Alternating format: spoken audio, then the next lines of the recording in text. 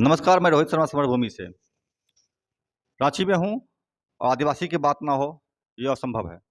आदिवासी हमारे समाज का वह हिस्सा है जो हमारे सामाजिक जीवन को एक बेहतरीन खूबसूरती से नवाजा है। इनकी अपनी समस्याएं हैं, इनकी अपनी मांगें हैं, ये एक बात है, लेकिन इनकी जो संघर्ष है, इसे कोई दरकिनार नहीं कर सकता। बिरसा मुंडा से लेकर के सिद्धू कान्हू और तिलका मांझी का जो दौर रहा है, वह अपने आप में एक स्वर्णिम इतिहास का गवाह रहा है। आदिवासियों के संघर्ष का गवाह रहा है।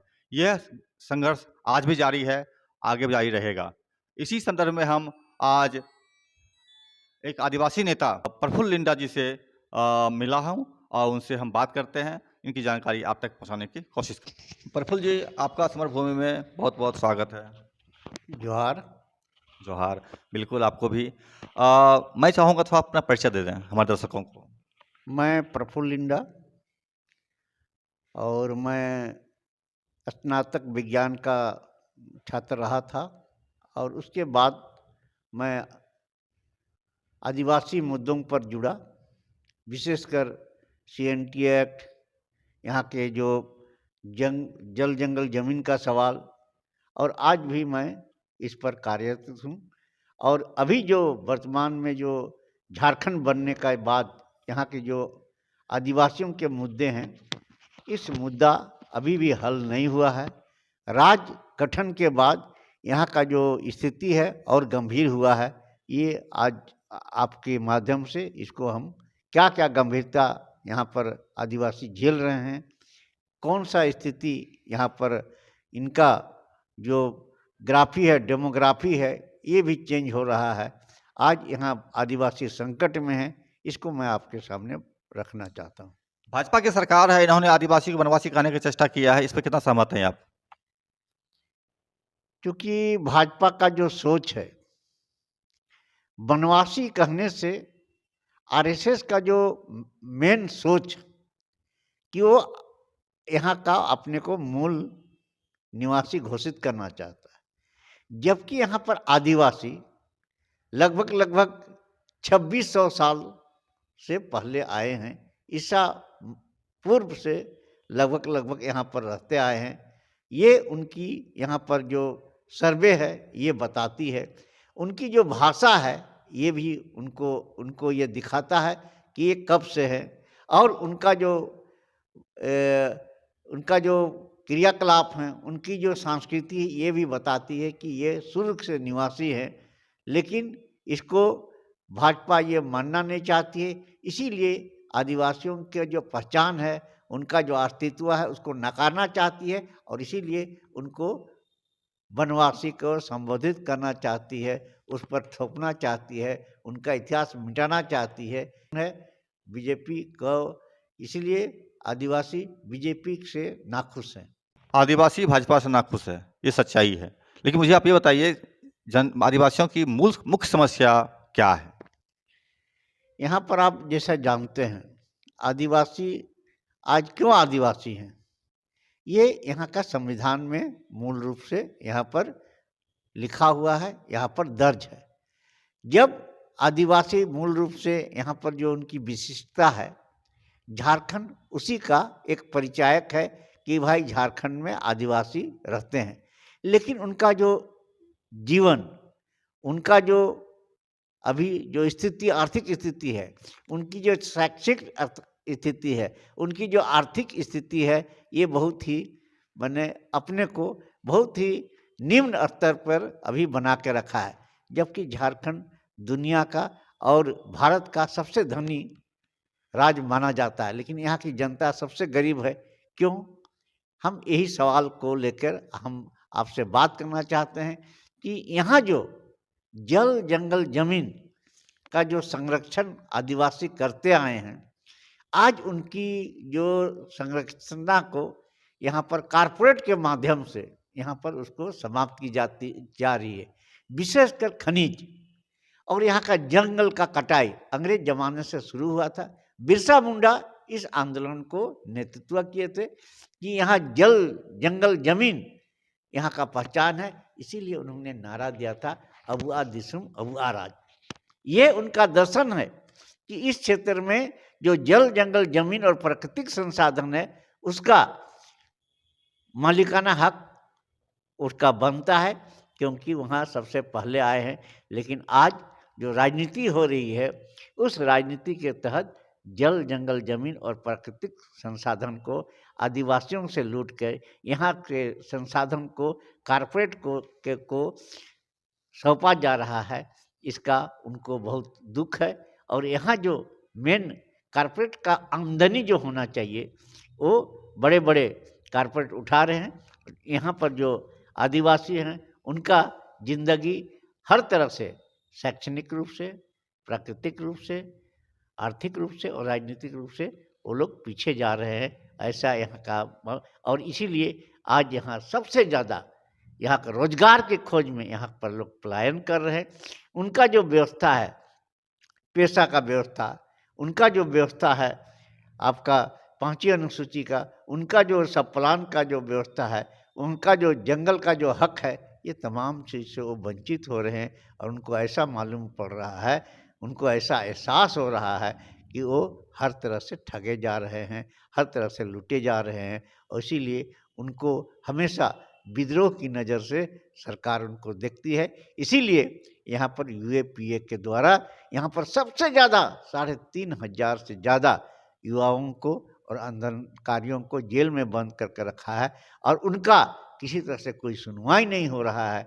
आज यहाँ का युवक या तो आवाज़ उठाता है तो जेल में जाता है, और यहाँ से अगर भागता है तो प्रवासी मजदूर बनता है, और यहाँ का जनजीवन बहुत ही दुखमय हो गया है।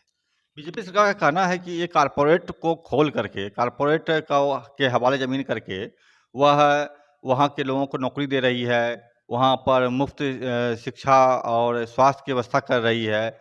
ये इस पे कितना दम लगता है आपको है? जैसा उनका घोषणा है कि यहाँ पर जो लोग रोजगार कर रहे हैं, तो सबसे पहले तो मैं जो राष्ट्रीय लेवल का जो दावा कर रही है, यहाँ उनकी जनसंख्या 8.5 है। लेकिन जो देश स्तर का जो नौकरियां हैं, भारतीय प्रशासनिक सेवा का जो नौकरियां हैं, उसमें मात्र 1% ही आदिवासी है।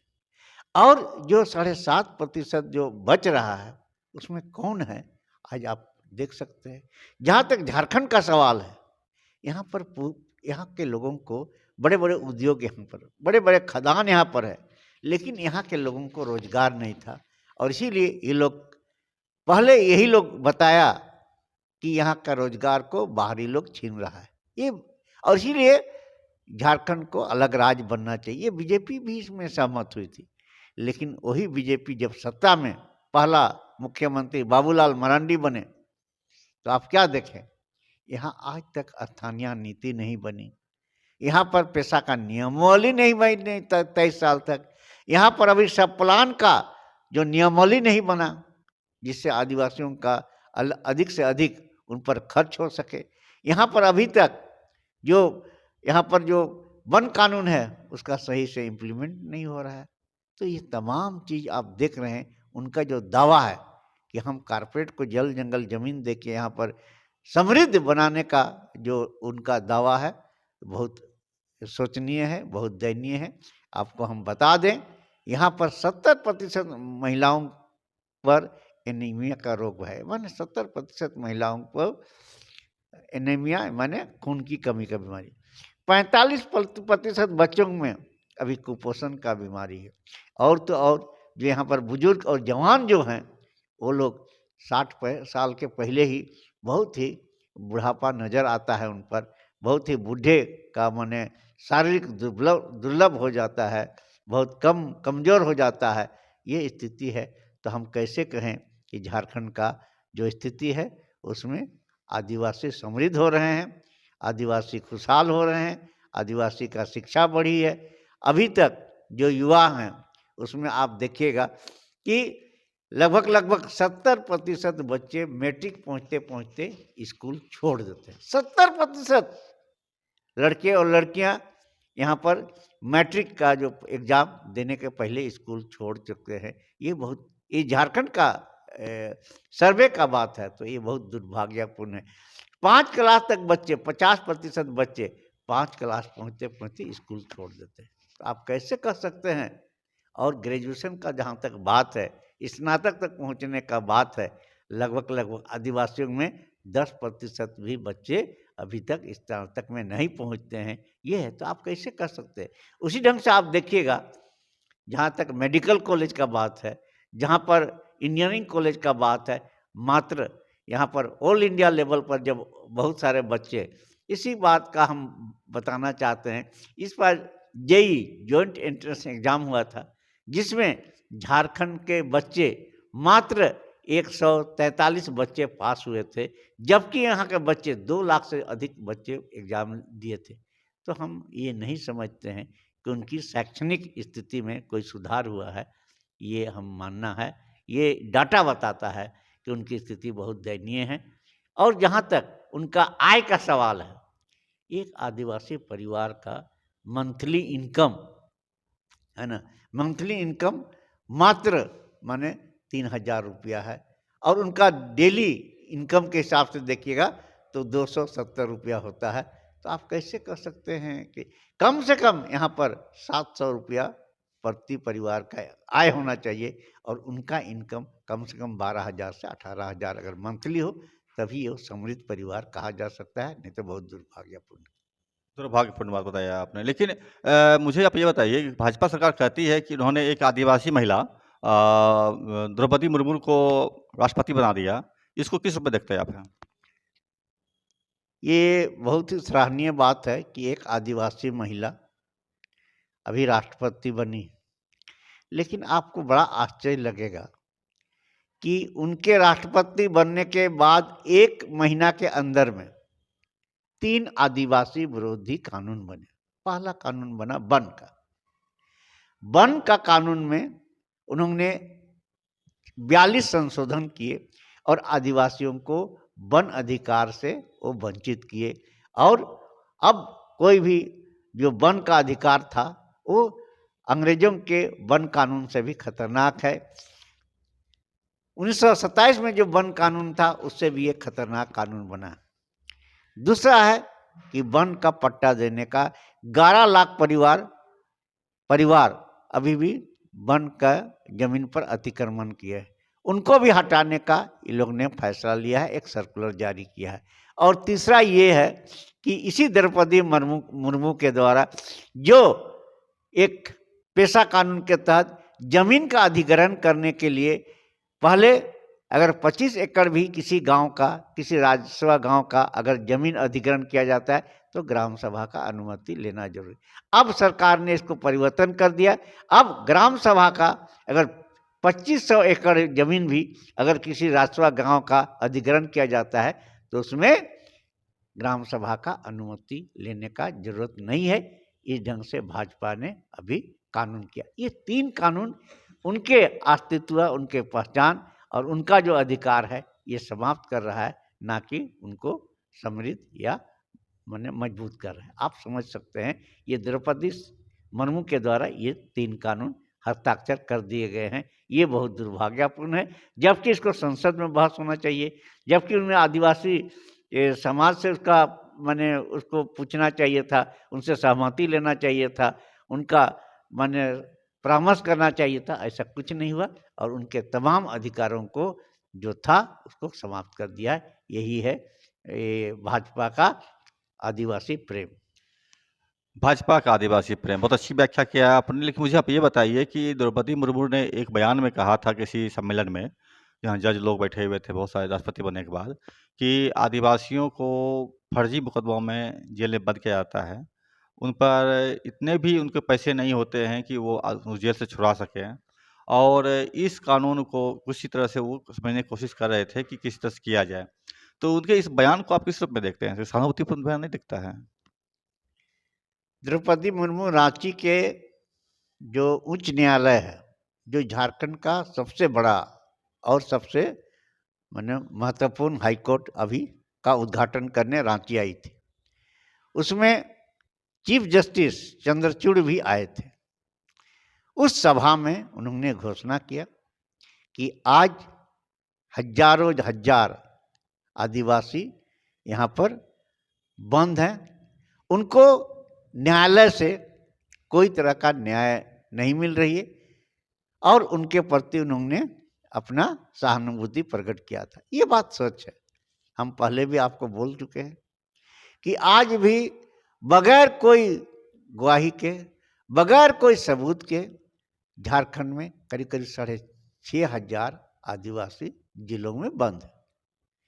जब उनका समय खत्म होता है, जब कोई सुनवाई नहीं होती, तो बेल कर जब उनका वो रिहा होते हैं जेल से, तो पता चलता है उसमें कोई सबूत नहीं था, ये झूठा मुकदमा उस पर लगाया गया था। और उसमें जिस ढंग से वो लोग को प्रताड़ित करने का काम किया है, ये बहुत दुर्भाग्यपूर्ण है। और आप जानते हैं यहाँ ऐसा क्यों हो रहा है? क्योंकि आदिवासियों के जल जंगल जमीन में भारी मात्रा में यहाँ प्राकृतिक संसाधन और खनिज है, और खनिज को कारपोरेट लूट करते हैं।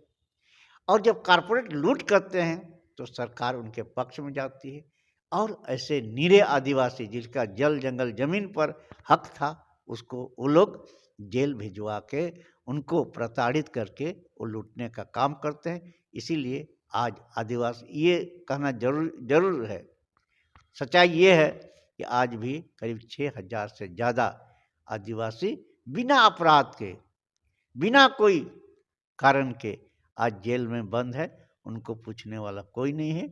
इसीलिए द्रौपदी मुर्मू जब यहाँ पर राज्यपाल थे तो उनको पता था कि ये आदिवासियों के लिए जांच के लिए हाई कोर्ट उच्च न्यायालय में, रांची उच्च न्यायालय में यहाँ पर PIL दर्ज हुआ था, जन याचिका दर्ज हुआ था कि आदिवासियों को सर्वे हो जो जेल में बंद हैं। और ये जो मुद्दा था, ये राज्यपाल, उस समय का तत्कालीन राज्यपाल द्रौपदी मुर्मू के यहाँ पर रखा गया था।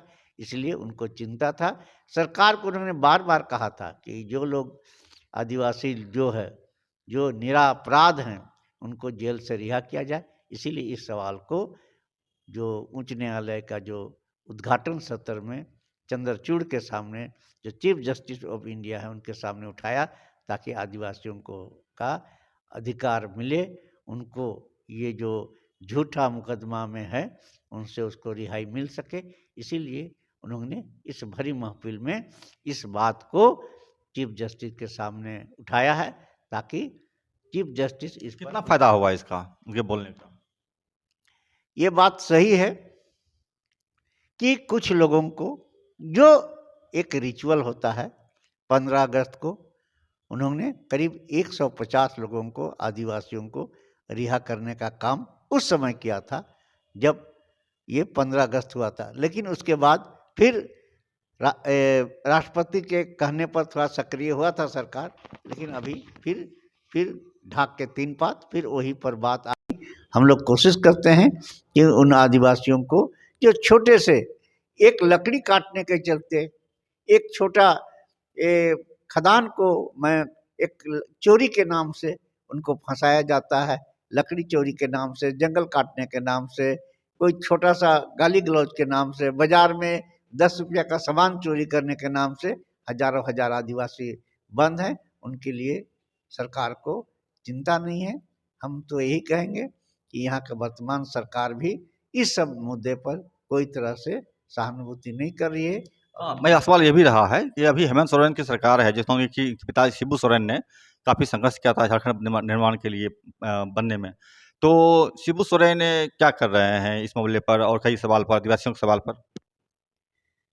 ये बात सही है कि उस समय शिबू सोरेन ने संघर्ष किया था, और उस समय जो हड़पी हुई जमीन को उन्होंने वापस कराने का बहुत बड़ा बीड़ा उठाया था।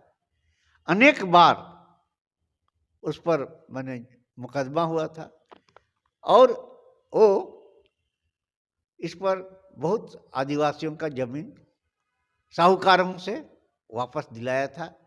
इसमें 5-6 जिला ने हजार एकड़ जमीन, विशेषकर हजारीबाग में, रांची में, धनबाद में, गिरिडीह में और संथाल परगना में जमीन वापसी हुई थी, ये जरूर है।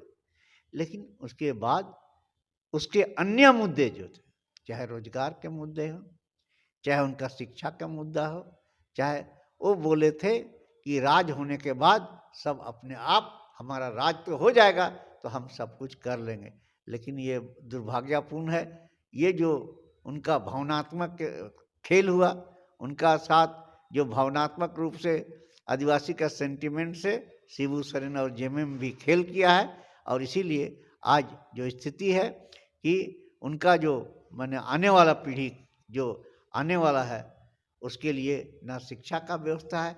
आपको बड़ा आश्चर्य होगा, एक बार हम लोग ने छात्रावास, झारखंड बनने के बाद छात्रावास का हम लोग सर्वे किए कि आदिवासी छात्रावास में छात्र और छात्राएं कैसे रहती हैं। तो हमने पाया, करीब हम लोग 7 जिलों में हम लोग सर्वे किया जो झारखंड कल्याणकारी परियोजना के तहत चलती है, आदिवासी का कल्याणकारी योजनाओं के तहत। आपको जान के आश्चर्य होगा, उसमें से 60% छात्रावास में बिजली नहीं था। बिजली कोई नहीं, कहाँ से पड़ेगा? उसमें लड़कियों के लिए ठीक से बाथरूम नहीं था, साफ सफाई नहीं था। और तीसरा जो है लाइब्रेरी, आदिवासी छात्र कहाँ से पढ़ेंगे, किताब कहाँ से करेंगे? कोई भी हॉस्टल में जो लाइब्रेरी होना चाहिए था वो भी नहीं है। तो हम लोगों ने सरकार से मांग किया, तो उसमें 243 हॉस्टल का हम लोग सर्वे करके बताया कि यहाँ पर क्या क्या सुधार करने का जरूरत है, वहाँ बिजली का जरूरत है, वहाँ पर भोजन का, वहाँ तक पढ़ने के लिए मट्टी तेल का व्यवस्था। तो इस ढंग से बहुत ही यहाँ पर आदिवासी छात्रों का जो है, इसलिए हम उस समय शिबू सोरेन मुख्यमंत्री थे। जब शिबू सोरेन मुख्यमंत्री थे तो वन कानून पर हम लोग मिले, बोला हम सब ठीक कर देंगे। लेकिन दुर्भाग्य से है कि आज भी जो वन पट्टा आदिवासियों को दिलाने का बात है, उसमें पूरा हिंदुस्तान में झारखंड सबसे पिछड़ा है। तो क्या कहेंगे कि जहाँ झारखंड का मतलब है जंगल भूमि, वन भूमि, और वन भूमि पर जो वन पट्टा देने का आदिवासियों को देने का था, करीब करीब यहाँ पर 6 लाख परिवार को वन पट्टा देना था। उसमें 1 लाख करीब 23,000 लोगों को मिला है। करीब 1,60,000 जो आवेदन है वो उसको निरस्त कर दिया गया है। और जो बाकी जो आवेदन देना है उसमें बहुत गंभीर नहीं है सरकार। इसीलिए आप देखिएगा कि यहाँ का प्रशासनिक व्यवस्था बहुत दुर्भाग्य। मेरा अंतिम सवाल रहेगा यहाँ पर, एक आदिवासियों के लिए काम करने वाले फादर स्टैन स्वामी, उनकी जेल में ही मौत हो जाती है। तो इस चीज़ को, परिघटना को आदिवासी के तौर पर आप किस तरह देखते हैं?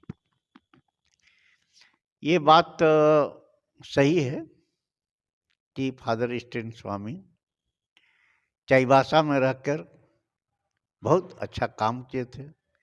फिर वो झारखंड बनने से वो रांची में भी आए, उसके अलावा वो दुमका में भी काम किए थे। तो उनका 2 काम था, विशेष काम, कि पहला है कि आदिवासियों के हितों में लड़ाई को आगे बढ़ाना, विशेषकर कारपोरेट घराने जो एन केन पराक्रम आदिवासियों का जमीन को हड़प लेते थे और वहाँ पर पूरा प्रदर्शित करके वहाँ जो विस्थापन के बाद वहाँ जो लोगों को रोजगार देने काम, वहाँ पर उनका कॉलोनी का व्यवस्था करना, वहाँ पर पानी का व्यवस्था करना, वहाँ पर हाउसिंग का व्यवस्था करना, उनके सांस्कृतिक, उनके जिंदगी का, शिक्षा के लिए जो स्कूल का, ये तमाम चीज का उन्होंने अभाव पाया। और उसी को के लिए जो आवाज उठाना शुरू किए, तो आदिवासियों को माओइस्ट कह के सरकार ने प्रताड़ित करने का काम किया और उनको यानी जेल में यूएपीए के द्वारा, टाडा के द्वारा जेल में बंद करने का काम किया, जिससे साल भर तो उनके उनको कोई तरह से राहत मिलने का कोई गुंजाइश नहीं था। लेकिन हम लोग ने इसको सर्वे किया कि यूएपीए से पूरा झारखंड में कितने लोग जेल में बंद हैं।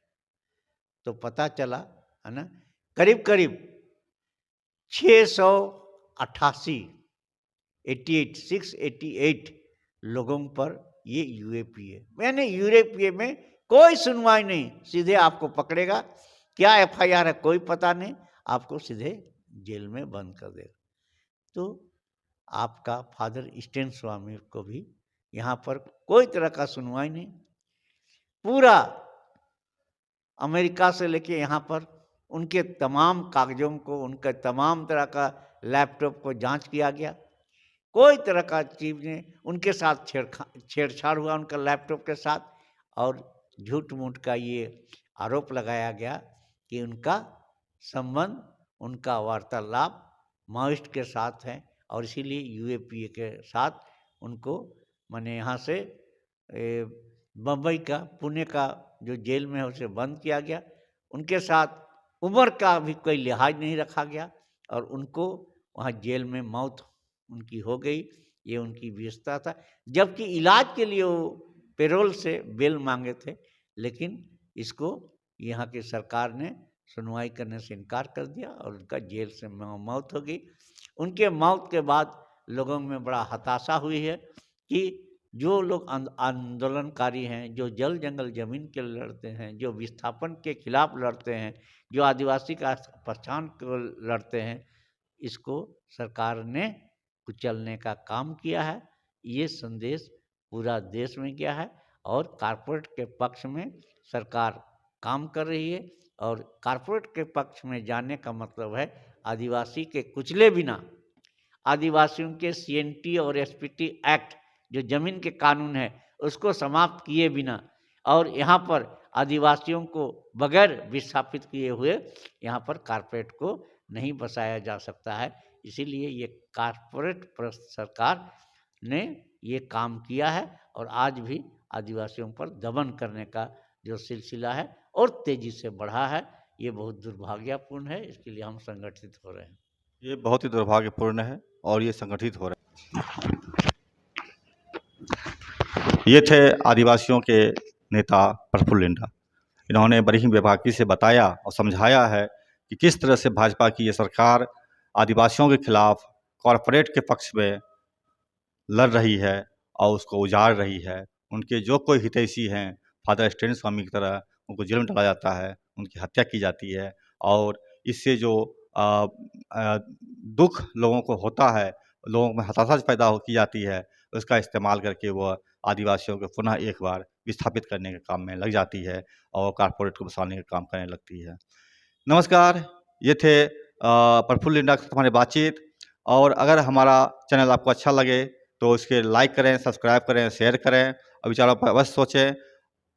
नमस्कार, मैं रोहित शर्मा।